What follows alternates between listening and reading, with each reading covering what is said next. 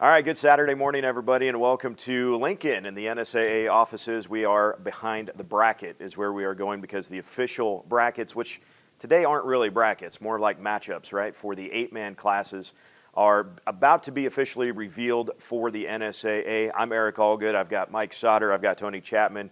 Mike's a pretty face for us this morning. Tony has seen a couple of 8-man games. I saw a cool walk-off a couple weeks ago. So we are going to break down and reveal the opening round games for Class D1 and D2 today. Next week, we'll do it again, and we'll talk about all of the 11-man classes, including also then the 6-man class and the brackets we will talk about for 8-man. By the time we get to next Saturday, the brackets will be out, so we'll just more be talking about the matchups that we see in the official bracket. But without further ado, because we know everyone has been hitting refresh on the points page all night anyway, let's get right to it, and let's show you on the Class D1 West bracket the matchups that we will see here in this first round. And what you are seeing on your screen now is home teams on the left side of your matchups on both sides. So the 1 seed in the West is North Platte St. Pat's. They will be hosting Elkhorn Valley. The 2 seed in the West, Riverside, hosting Maxwell. The 3 seed in the West, Neely Oakdale, will host Cambridge. The 4 seed in the points is Sandhills Valley. I lost them here on my sheet here. But Sandhills Valley will be hosting Sandy Creek in the 4 versus 13. Then you go to the other side, and again, host on the left, so that's Highline, hosting Arapahoe in the 5 versus 12. Then you've got the 6 seed, Nebraska Christian, hosting Alma. The 7 seed is Perkins County hosting Ravenna. Mike was at Chamber of Commerce night in Ravenna last night. And then the 8 versus 9 is Summerland hosting Bridgeport for the first round matchups in Class D1 on the west side. I want to start with Tony.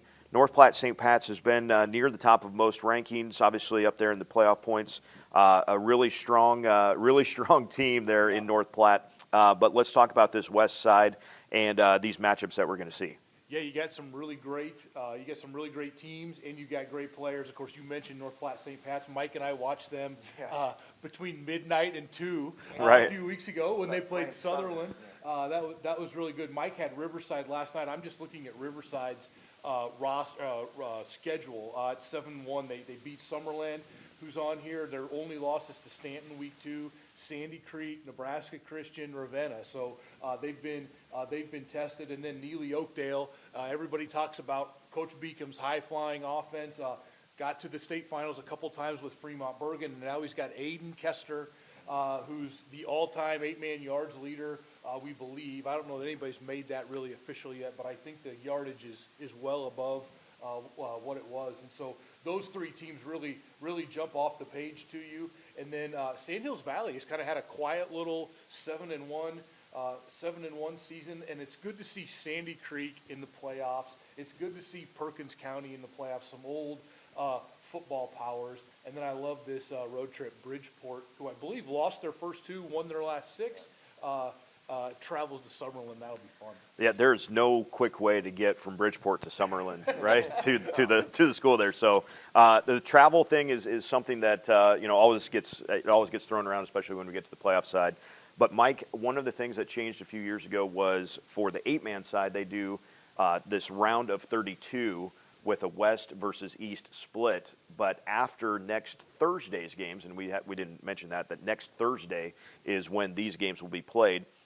Then we go away from East-West, and we go back to straight up on the PowerPoints that is available. That's a good thing, though, it seems like. Yeah, it's a really good thing. I know everyone I talked to last year really enjoyed that, or liked it. Let's not say enjoyed, because I'm not sure you enjoyed that much. But they really like it because, one, it just goes – now you might have a, extreme southeast Nebraska team playing against northwest Nebraska team, but you have the best teams getting reseeded after this first round. So this first round is you can't really go past it. It'd be great to look at matchups ahead, but you can't. But it is a good thing. It's fantastic.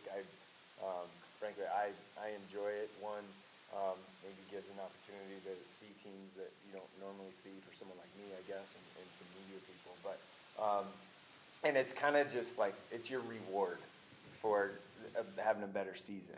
No matter if you're East or West, it just is, it's your reward. If you're one of the top teams or have the most power points, then yeah, you deserve a home game, right? Yep. Like versus how they used to do it in the past. So it is a good change. Hopefully it continues down the road. Yeah. So we've talked about the West. Let's show you the D1 East bracket and the matchups that will happen. The 1 seed in the East, Laurel, Concord, Coleridge. We talked about the different areas of the state that will be represented. Don't get much more north and east than LCC. They will take on Meade in the first round. The 2 seed, a team Tony just mentioned, Stanton, gets to play Pender at home, so not as big of a drive on the east side there. The 3 seed is Cross County. They will take on Weeping Water. That's a rematch from last year's a bracket game last year, quarterfinal game. Cross County winning on a Hail Mary-ish. How far do you need to throw it for it to be classified a Hail Mary? Yeah, that's a good question. It was 25 yards against Yeah. Clarkson Lee. I'm going to go midfield. So Midfield? 40 yards in 8-man, is Okay. that fair? Is 8-man though 25 maybe? Probably. It was a heave. It was in the back corner. It was awesome. Hey, when you're Cross County, 25 yards, that's like That is a heave. long pass. That is a heave. 25 yards in the air. Absolutely. The 4 seed, Thayer Central, you mentioned old school teams high in the playoffs here. Yes. Thayer Central will take on Shelby Rising City in the 4 versus 13. The 5 seed is that Clarkson Lee team. They will take on Wisner Pilger. The 6 seed, Elmwood Murdoch, who really, I think, opened a lot of eyes right away in the season, right? Their big win over Fall City Sacred Heart. They will take on Plainview at home. The 7 seed is Crofton taking on Freeman, and that's a Freeman team that beat Elmwood Murdoch, right? Freeman team that beat Thayer Central. And actually. Thayer Central, Yeah. actually, that was Thayer's first loss. Yep. And then you've got the 8-9 seed, Heartland taking on EMF Exeter Milligan Friend, the Huskies versus the Bobcats. So a home game, a couple days or a week after Suiting Up Varsity has a picture of John Croker as one of the top numbers there for the voting. So on the east side, LCC the 1 seed, Stanton the 2 seed. Tony, what jumps out here in D1 East? These top 3 teams, all undefeated. It's amazing to me LCC and Stanton did not play as close as they are. And so you've got those 3 unbeatens, and then Cross County right there. They've all been really in that top 5 of our coaches poll all season. And then Thayer Central's probably been the biggest surprise of the season, and they're probably a Sam Sauerdyke injury away from also being 8-0. He was injured that night. They lost to Freeman, and they had a 2-point conversion to tie it there late. So Thayer Central, a team that has really played really good football. I think you saw them for a little bit against Heartland, and you look at Heartland, who's hosting in an 8, and Thayer Central kind of had their way with Heartland. So we know that they're a team that could that could make a deep run. And Crofton, the record might deceive you. I believe 5-3, really tough schedule up there in northeast Nebraska. So that'll be interesting. And then, as we mentioned already, Cade Hosier and Elmwood Murdoch, an outstanding track athlete. And it seems like every time you wake up, he's run for over 200 yards each week. So a lot of deep teams, man. And I'm looking at the overall points right now. East and West are really balanced. So you're going to see probably about half of the teams on one side and half of the teams on the other hosted next week is what it looks like. So sets up for a really good round of 16, I think. Just on the Crofton thing, they look at their schedule, just scores if you're doing, transitive property thing. I mean, they lose to Bloomfield 28-10, lose to Neely Oakdale 36-18, lose to Laurel Concord Coleridge 22-0. It's not like they were like blown out, like Bloomfield and undefeated D2 team that we'll see in a little bit. Those 3 losses aren't bad losses by any means. So pretty dangerous, I think, there with Crofton. Yep. So again, all of these games happening next Thursday. The kickoff times will be agreed upon by the schools, probably at some point yet today, and there's probably phone calls being made as we speak. So that's what the D1 West and the D1 East. Again, on the west side, you've got North Platte, St. Pat's, and Riverside as the 1 and the 2 seed. And in the East, you've got Laurel, Concord, Coleridge, the 1, and Stanton as the 2, having not met during the regular season. So some fun stuff and some really fun matchups. If you ran this out like in the past where you didn't do the reseed, boy, that West, if the seeds held and all the way to semis or something, that St. Pat's Riverside game would be a lot of fun, I think. Yeah. It'd be just pretty, kinda looking- pretty good. I'm just kind of looking right now at where the points are. Like if if all the high seeds win, and two that jump out to me is the 8-9 would be Sand Hills Valley, Clarkson Lee. Yeah. That'd be an interesting one. The 7-10 would be a Fair Central Elmwood Murdoch, which would be really cool. And Highline out west would be that 6-11 with Cross County. I think those could be some really good matchups as you kind of project this out. And I know none of the coaches are doing that. None at all. They are focused on Thursday. So We will project that. Yeah, out, that's though. our job. We Yep. will get a printout of the points here in a little bit too. So we also have the D2 teams that we will be making the bracket. We will making those graphics during our commercial break. So we're going to take this break right now, and we'll cycle through and let you see the West and the East teams matchups coming up as well. But we're going to take a break. This is Behind the Bracket on StriveSports.com.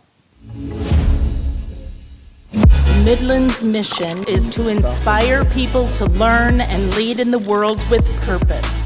Specialist Braden Heidbrink. I'm a 12 whiskey, masonry and carpentry specialist in the Nebraska National Guard. Do basic construction, so we do siding, roofing, we put up floor trusses, operate heavy equipment. So in the last 30 years in the Guard, I've had a lot of opportunity. I've done 60 military funeral honor services in the state of Nebraska. I was a part of a mobile strike team for COVID for 2 to 3 months. I also was able to go to the presidential inauguration. I chose the Army National Guard because I wanted to serve my country, my state, while pursuing a college degree, and the Guard had the best benefits to offer. I'm a part of the SURF-P S&E team, which is search and extraction. So we do rope rescue, confined spaces, structural collapse. I joined the SURF-P team because back when my uncle got hit by a tornado, he's from Beaver Crossing, the SURF-P team helped him out, and it meant a lot to me. That was the coolest thing, and I just wanted to be a part of that. I always wanted to be a part of something bigger than myself, and with the Guard, I've been able to do that, and I've been able to give back, and I've been able to help out the community.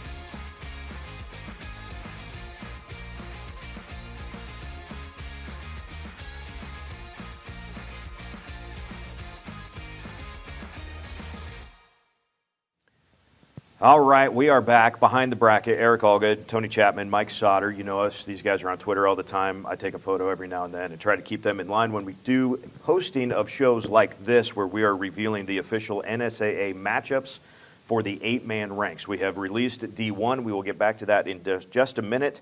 But for right now, we're going to move on to Class D2. And boy, are there some good matchups in the smallest 8-man class in the state. So let's go to the West matchups first, where we see on the left side of your screen, Hitchcock County is the 1 seed, taking on Maywood Hayes Center. The 2 seed, Sandhills Thedford, hosting Hyannis. The 3 seed in the West bracket will be Ainsworth hosting Loomis.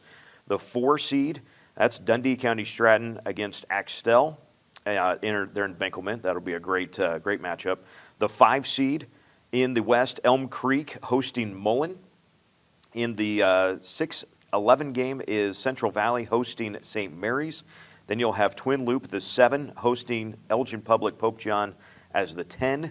And then your 8-9 matchup in the D2 West side is Kennesaw hosting South Loop. Fun matchups out west. We can always call this the Wild West. We're almost guaranteed to get somebody making a big upset somewhere in here. It feels like that happens every year. But, Tony, what are some of the matchups that kind of jump off the page at you? Well, I think since last year's D1 semifinal, we kind of have highlighted Hitchcock County because we knew that they had majority of their guys coming back, and they've had a really solid regular season. So you go to them right away. And what really jumps out with them is the win over Dundee County Stratton last week, 44-6, which moved Dundee County down to the 4 seed there. In Sandhills Thedford, I'll rinse, lather, repeat, man. I mean, they have just been really solid for a long time, and they got that little not panhandle, we'll call it North Central Nebraska matchup with Hyannis there.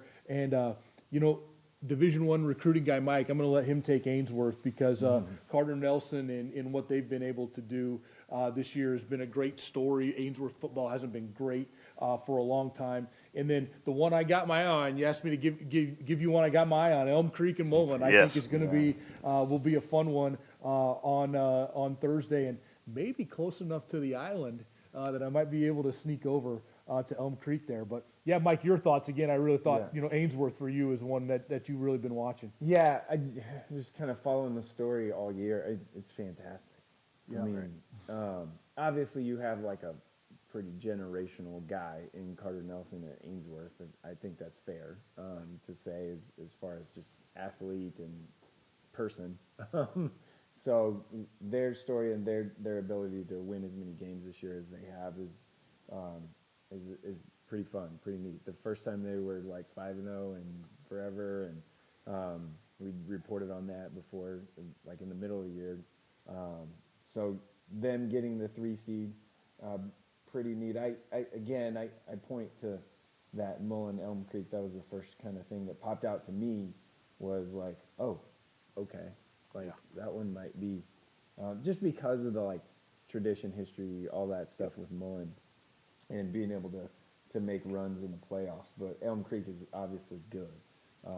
Their one loss to Twin Loop was 40-13 or 30-14. So that's, I don't know if we need bulletin board material for Elm Creek. I think they're probably good anyway. Yeah, Twin Loop's an interesting one. As Right. you said, Mike, they've got the win over Elm Creek. Elm Creek's got the Hail Mary win over Central Valley, who's the 6. And then you've got EPPJ as the 10, Right. who really had Ainsworth basically down and out. I mean, Yeah. they were way ahead of Ainsworth. So these 7-10, 8-9, 6-11, 5-12 games are going to be really, really good football games. And you could see, as you said, Eric, you could see maybe a seed upset, but maybe it's not necessarily an upset. So even St. Mary's, I mean, they beat Elgin Public Pope John too. That's their second loss. That was on Thursday. So, Right.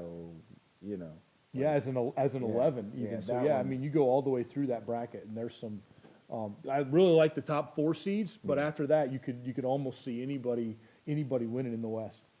So let's go to the east side of Class D2, where like every school, I think, in D2 East has done something remarkable in the last 15 years in this class in the sport of football, right? 8-9 is like, The 8, you've got to save that one for the end. The last one is Pretty great, though. Howells Dodge is the 1 seed. They'll host Creighton.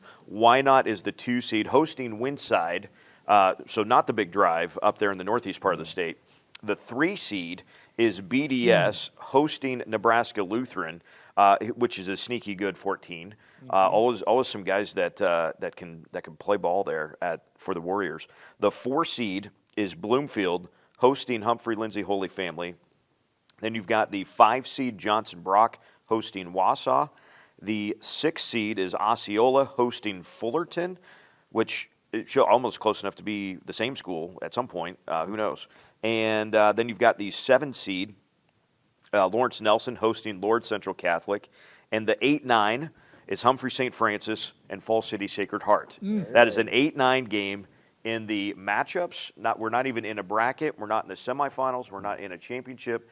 But appointment viewing in Humphrey next Thursday as St. Francis plays Sacred Heart. Just the names, right? It's just like, okay, here's these 2 powers that you've talked about for years and years, and like, you know, state titles and all this stuff, and playing in the first round. Great, I know, like 2022, different teams, you know, kids graduate and all that, but just the coaches, they clearly know each other pretty well.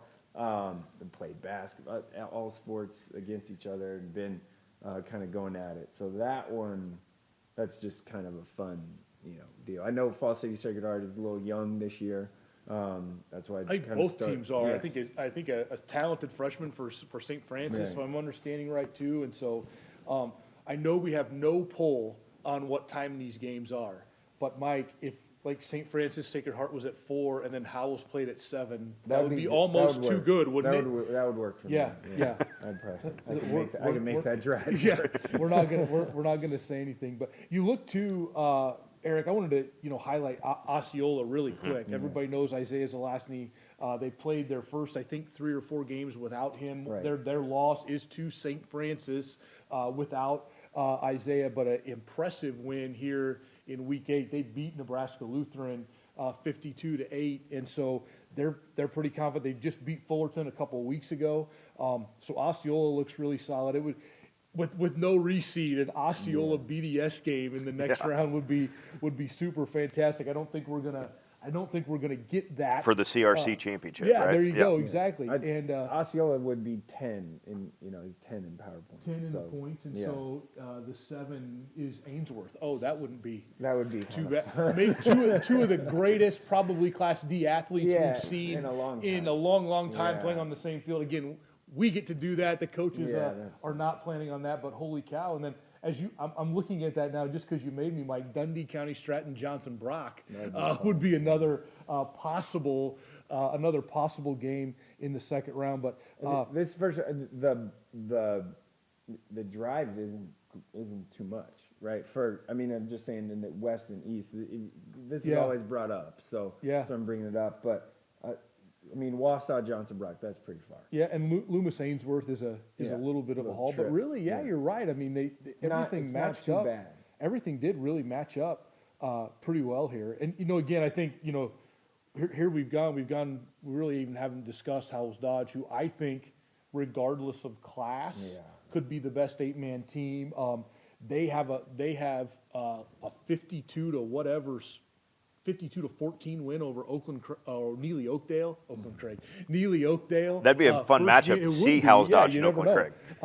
And so I think when you look at Howells Dodge and Wynot and BDS and Bloomfield, those 4 teams, man, they are all really, really good. So you get into that kind of quarterfinal-ish round, and you're going to see some really good 8-man football. And Howells Dodge had not playing by this week with the forfeit over Walt Hill. Yeah. So, gives them a little bit of time to rest up a little bit before the playoff run. So that might be like a built-in, not on purpose advantage, right? Yeah. Right. But gosh, I look at this. Not like they need him.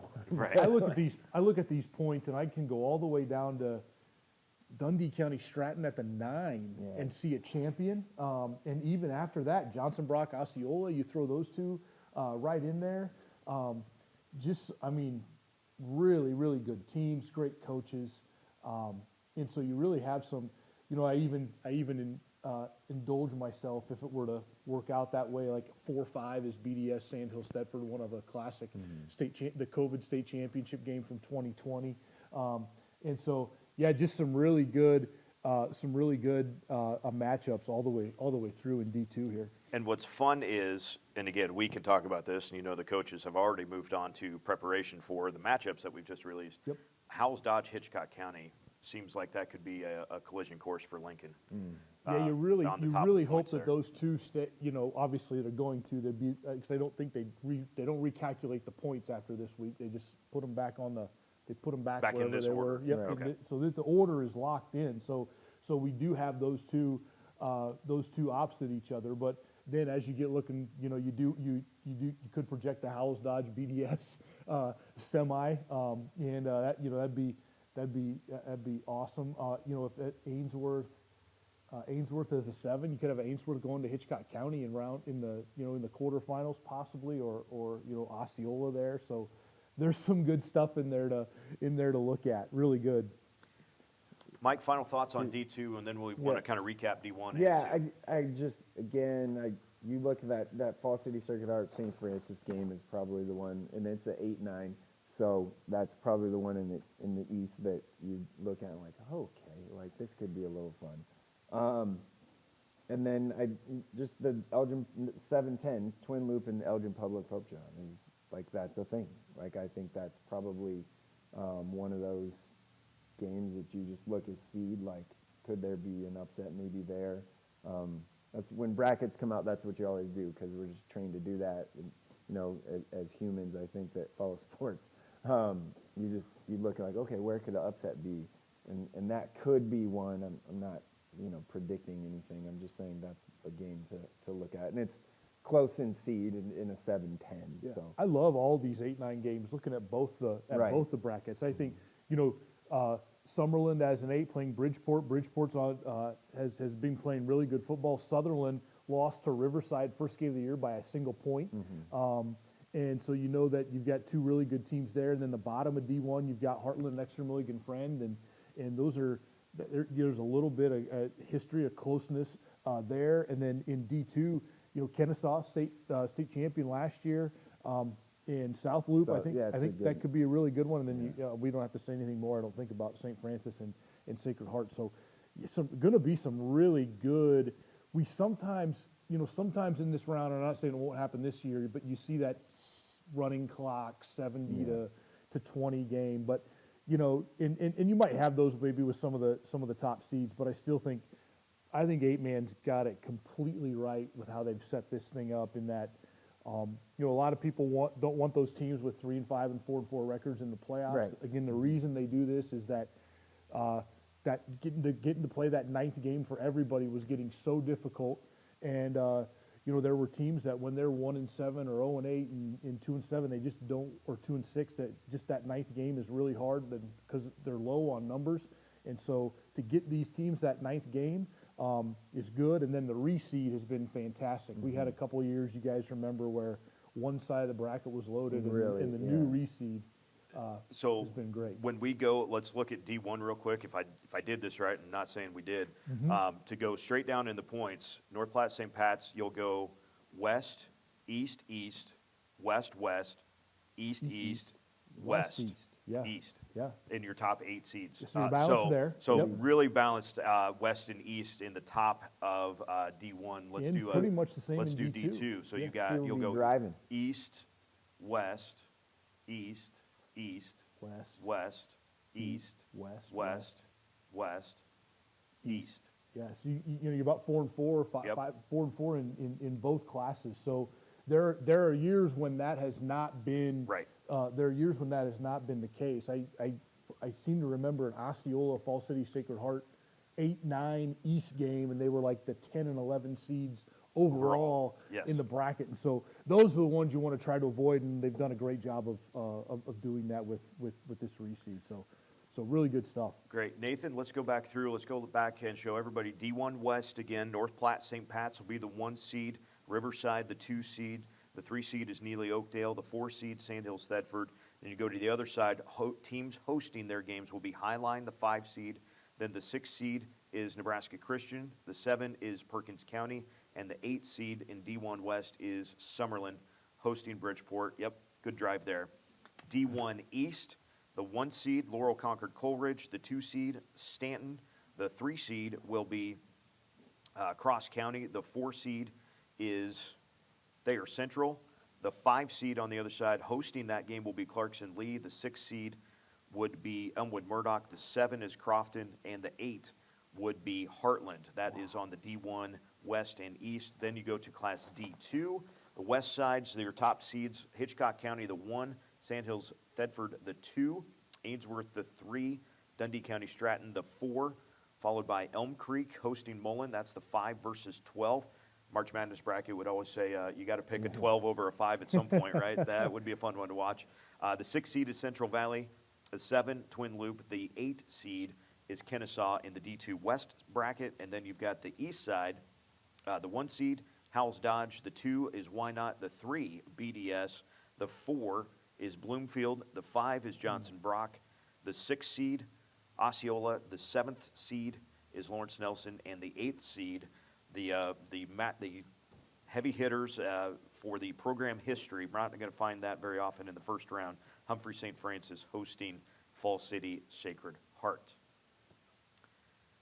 The East-West splits, top 8 seeds seems pretty balanced. So this year. Yeah. regardless of what happens next Thursday, the following Friday seems like it's going to be great when we get to the round of 16 for all of the classes. And like we said, kickoff times will be announced by the schools as the day goes on, and the schools get a chance to confer and make sure that their locations are good. But Mike, final thoughts as we send it out? Yeah, just a reminder is the points that hold, right? So nothing really changes, which is, probably fair.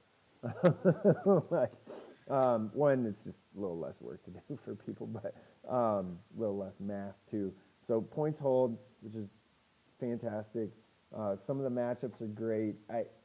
We talked about it, but St. Francis and Sacred Heart is that's probably, that's the one that kind of pops in your head if you just see those. But another one is, I like Riverside. Riverside is pretty good, and I think they can definitely make some noise, if not make it maybe all the way to the final. Remember, they won like that multiple 6-man titles in a row and kind of working their way back up. They've been in the playoffs, but haven't really gone too far yet in 8-man. I think this might be the year. Best dressed team in the 8-man ranks might be Riverside. Yeah. I don't know, Mike. I was looking. Certainly the most that, numbers of uniform combinations. Yeah. True there, but looking at your Carson Bloom picture last night, and you've got to appreciate the Jays' old nod to the Jets. Yes. Ravenna's old nod to the Jets on the on the helmet sticker. Very much. Helmet sticker there. Right. So. All right, well, we want to say thanks to Mike and to Tony for joining us today on Behind the Bracket. As always, a huge thank you to Jeff Stouse and Nate Newhouse from the NSAA. They let us crash the party on a very early Saturday morning, and Mike's got a soccer game to get to, so we'll let him bounce out of here. But we will have full coverage again next Saturday when we release the 11-man and 6-man brackets. Might be a little longer show. A little longer show. Might have to reanalyze these babies. We will be reanalyzing. We will already the brackets will already be out. The actual bracket for the 8-man ranks will already be out as of Friday morning. So nothing new to report 8-man wise. Just a little more analysis as we get through that. But we will talk about all of the 11-man and 6-man brackets. And there's only one 6-man bracket coming up next Saturday. Still an 8:30 start time. We get a little more sleep maybe from wherever Mike ends up Friday night. I don't know where yet, but somewhere. We don't know. We'll look at that. Not for me. Thanks to Nathan, our producer, and Jackson, who kept me awake on the ride over. Thank you, sir. Have a great week, everybody, and enjoy the brackets coming up in the NSAA State Football Playoffs. This has been Behind the Bracket.